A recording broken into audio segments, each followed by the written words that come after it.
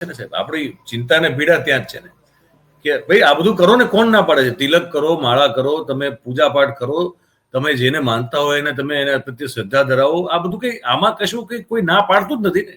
કોણ ના પાડવા આવવાનું છે? કોણ તમને ના પાડશે? પણ એ બધું એની જગ્યાએ છે. પણ એ કોઈ એ બધા ભાવ, તમે બહુ રાઈટલી કીધું ભાઈ, એ મૂળ ભાવનાઓ સાથે, શ્રદ્ધા સાથે જોડાયેલા મુદ્દા છે. એ અલગ છે. એને અને દેશના હિતને, એને અને દેશની સલામતીને, એને દેશની સ્વાધીનતાને, આ બધા મુદ્દા સાથે કોઈ લેવા દેવા નથી. એ કરો ને તમારે.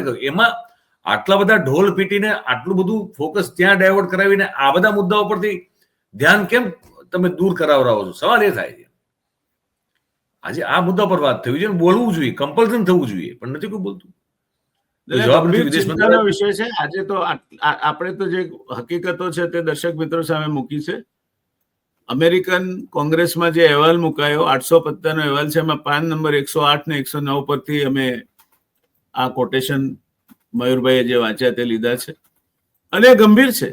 એ કમિટી ચોખ્ખું કહે છે કે ચીનના શસ્ત્રો અને પાકિસ્તાનને ચીન પાસેથી 2019-2023 વચ્ચે એને જે કઈ શસ્ત્રોનો આયાત કરી, કુલ એના 85% ચીન પાસેથી આવ્યું છે.